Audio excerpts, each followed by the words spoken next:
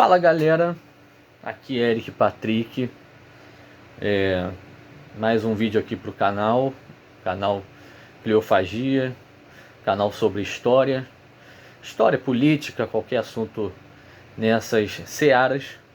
Eu sou, para quem não me conhece, eu sou o Eric, eu faço mestrado na UERJ atualmente, e as apresentações aqui que eu faço pro canal, né, os vídeos que eu estou fazendo, são para minhas apresentações que eu faço no mestrado. Então eu estou fazendo esses vídeos aqui justamente também, né, para me ajudar a falar, né, sobre o assunto, visto que eu tenho que, né, me comunicar, né, cada vez melhor. E eu espero passar isso bem para vocês aí que estejam, caso interessados nessa temática. Bom, a temática de hoje vai ser sobre as linhas interpretativas do golpe de 64, né? É um trabalho, é uma aula que eu vou ter que dar na graduação, então eu já queria, né, gravar aqui para poder registrar para vocês. E aí, né, a primeira parte da aula eu vou falar sobre a contextualização do governo João Goulart, né? Na guerra, para a gente poder começar a falar sobre o governo João Goulart, a gente tem que ter em mente o ambiente que tomava o governo do Jango. E a primeira coisa que a gente tem que ter em mente é a polarização política que o mundo vivia, polarização política, econômica, social que o mundo vivia, que era a Guerra Fria. De um lado, os Estados Unidos era o fronte capitalista, né? Ele exercia influência, exercia o comando sobre os países capitalistas naquele momento. E a União Soviética era do fronte socialista, no qual também, né, exercia sua influência nos países socialistas ou comunistas que estavam sob a sua tutela. Outro momento que se deve ter em mente, que ali é importante, que aconteceu muito perto do governo João Goulart e que também influiu nos rumos da América Latina, foi a Revolução Cubana. A Revolução Cubana, depois que ela se tornou socialista, abriu os olhos dos Estados Unidos para possíveis, né, para poder tentar debelar altos focos de socialização. Inclusive também temos alguns eventos que acontecem até antes da Revolução Cubana que os Estados Unidos já interferem, como a Revolução da Guatemala. Então a Revolução Cubana serviu ainda mais para assentar essa vigilância que os Estados Unidos promovia aqui na sua esfera de influência, que era a América do Sul.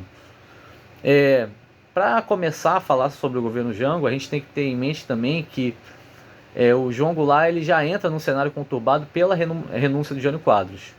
A renúncia do Jânio Quadros ainda não foi totalmente desmistificada pela historiografia, mas nesse contexto, o João Goulart ele era vice-presidente do Brasil. Então ele que deveria assumir de acordo com a Carta Constitucional. Só que o Jango ele tinha uma fama de ser muito trabalhista pelos setores conservadores. Então, e os setores conservadores podem ser assim divididos entre militares, empresários, políticos conservadores, empresas. Então, todos esses personagens entendiam o Jango como alguém que deveria ser temido muito pela sua política trabalhista. Então, constituiu-se uma junta militar que assumiu o comando do país, né? E impediu por certo tempo a posse do Jango. Mas com a defesa da legalidade do Brizola, com a cadeia radiofônica da legalidade e todos os outros elementos que ajudaram o João Goulart a permanecer no poder, o João Goulart conseguiu, né, cumprir a Carta Constitucional e assumiu em 61. Mas só que para assumir tiveram que fazer uma solução conciliada, que foi chamada solução parlamentarista.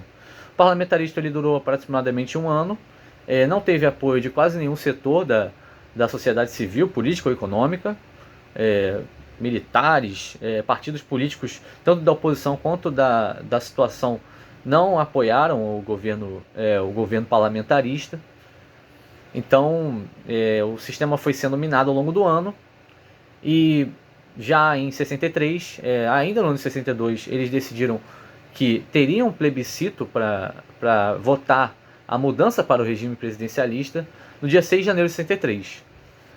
Nesse dia, a população foi às urnas para votar pela transição ou não para o presidencialismo e massivamente votou a favor do presidencialismo. Ou seja, o João Goulart ele reestabeleceu seus plenos poderes de chefe do executivo, né? De chefe de Estado, né? Todos plenos poderes para o João Goulart a partir de 63. Só que no ano de 63, a radicalização política já estava em curso e os personagens, né, tanto a esquerda quanto a direita, exaltaram seus ânimos, e um dos pontos assim que fizeram com que ocorressem muitas divergências foram as reformas de base.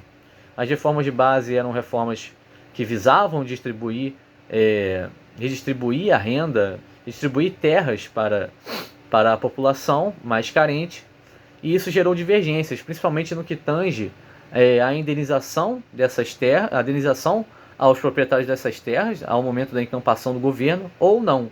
Então isso ficou em discussão, cada lado defendendo, a esquerda no caso defendendo que não deveria ter indenização e sim a simples encampação, e a direita defendendo que deveria ter indenização. Essa radicalização continuou. Dois eventos acabaram por precipitar um certo isolamento político do João Goulart, que foi a rebelião dos sargentos e também, né, a entrevista que o Lacerda deu a um jornal americano com um pedido de estado de sítio para o Congresso por parte do João Goulart. Então isso foi isolando cada vez mais o João Goulart do governo. E até que chegou, né, a um ponto que o PSD também desembarcou do governo. O PSD ele era a aliança com o PTB, que, segundo, né, a Lúcia Hipólito, era o que segurava, né, o fio tênue da democracia na época de 45 até aquele momento, que 63. Então, o PSD desembarca do governo e as coisas só pioram. Já em março de 64, o João Goulart ele faz o comício da Central do Brasil, falando que iria fazer as reformas e buscando apoio nas esquerdas, visto que ele já estava isolado. Então, o João Goulart faz esse discurso. Os setores conservadores entendem aquilo ali como algo que poderia desembocar numa revolução ou numa sindicalização do país, e começa a articular para que o governo João Goulart fosse deposto. E aí, no dia 1º de abril, né, setores da sociedade civil, militares, empresários, todos se juntaram para que, né, a sociedade civil forneceu apoio e os militares executaram um golpe que foi plenamente realizado no dia 1º de abril de 64. E aí, em relação a esse evento, né, temos 5 linhas interpretativas principais, né? A primeira seria a visão estruturalista da deposição do Jango, né? Uma visão que o golpe se daria por motivos estruturais da economia brasileira, ênfase no caráter preventivo do golpe, conspiração como elemento principal, questões conjunturais e a radicalização ambivalente, né? A radicalização dos dois lados, e também o desprezo pela democracia, e também teriam agora, né, um novo ciclo produtivo, principalmente representado pelo Carlos Fico e pelo Rodrigo de Pato Samota. Então, a primeira visão, né, ela é uma visão que ela se marca, né, por explicar o golpe militar sob a dimensão do tempo longo e médio do processo econômico brasileiro. É uma interpretação mais economicista, né, que ela aponta mais para elementos estruturais da economia como motivo, como principal razão para o lançamento do golpe militar, para a realização do golpe militar. É uma visão representada mais... foi realizada, né, uma interpretação que foi posta, né, em relevo nos anos 70. Ela é representada principalmente pelo FHC, né, Fernando Henrique Cardoso, Otávio Iane, Maria da Conceição Tavares e o Francisco Oliveira. E assim, o ponto comum das suas ideias, né, demonstrava que a industrialização tardia, né, ou seja, o processo econômico brasileiro tardio de construção do seu parque industrial, seria a causa para os conflitos sociais que estavam ocorrendo. Ou seja, com esses conflitos sociais foi necessário um golpe militar para regular esses conflitos, visto que a economia estava tomando um rumo que estava indo para em direção a uma concentração de renda e fustigava as classes populares. Então o golpe militar seria, né, algo que reduziria os impactos desse processo, na economia, nesse processo de concentração de renda que era necessário para dinamizar a economia e fazer com que o parque industrial crescesse no país. A segunda interpretação seria essa ênfase no caráter preventivo do golpe. Essa interpretação ela conjuga tanto elementos de longa duração como elementos conjunturais para explicar o golpe. E ela entende também que o golpe ela foi principalmente protagonizado pelos setores conservadores. Ela não estabelece uma relação entre esquerda e direita para poder explicar o golpe. Ela entende como importante a atuação dos setores conservadores. E ela seria, né, de acordo com essa interpretação, seria uma medida preventiva à distribuição, né, à redistribuição de renda, ou a um possível socialismo, né, com que os setores conservadores estavam temerosos. É uma visão representada principalmente por Caio Navarro de Toledo, Lucília Delgado, Florestan Fernandes, Jacob Gorender e o Renato Lemos. O Fernandes, né, o Florestan Fernandes, o Gorender e o Renato Lemos, eles trabalham mais com a ideia de contra-revolução. Então eles acham que no Brasil estava ocorrendo um movimento revolucionário, né, que poderia estar acontecendo um movimento, né, de preparação para uma revolução, e as direitas solaparam isso. A terceira linha de interpretação seria a conspiração, né, como elemento principal. Essa interpretação ela sobrevaloriza a influência de determinados personagens conservadores, empresariais, militares e da imprensa para a consecução do golpe, ou seja, tanto agentes internacionais como a CIA dos Estados Unidos, o próprio Estados Unidos, né, na Operação Brother Sam, os militares conservadores, a imprensa, né, que tinham muitos jornais antitrabalhistas na época, eles, no caso, esses trabalhos eles focam, né, em cada um desses personagens para poder explicar o golpe e entender as suas ações conspiratórias para destabilizar o governo Goulart. E aí essa visão ela é mais conjuntural, ela pega elementos mais de conjuntura e é representada pelo Muniz Bandeira, que escreve muito acerca da influência internacional, principalmente dos Estados Unidos, na destabilização do governo Goulart. Do René Dreyfus. O René Dreyfus é o primeiro historiador, né, aliás, ele é cientista político, um cientista político uruguaio. É o primeiro que lança o conceito de golpe civil-militar, né, ou seja, um golpe militar que foi apoiado plenamente pela sociedade civil.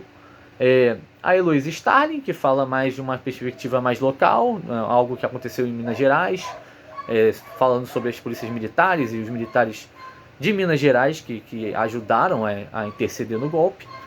E o Otávio Dulce, que imputa mais ao partido político UDN como um importante agente nessa estabilização do governo. A quarta linha seria as questões conjunturais, né? Seria algo mais conjuntural, né? E trabalharia mais com essa ideia de radicalização. E essa linha ela também preceitua que os dois lados, né, tanto esquerda quanto direita, apresentariam um desprezo pela democracia. Então, essa visão, ela adota, né, como eu falei aqui, um prisma mais contextual, onde muito do golpe foi realizado por questões de conjuntura, né, e nenhum dos lados parecia ter um compromisso com a democracia. Então, né, é uma visão, inclusive, muito criticada pelo Damian Mello. Essa visão ela é tida como revisionista. É uma visão muito criticada pelo Damian Mello, porque parece que o golpe da direita se deu pela radicalização das esquerdas.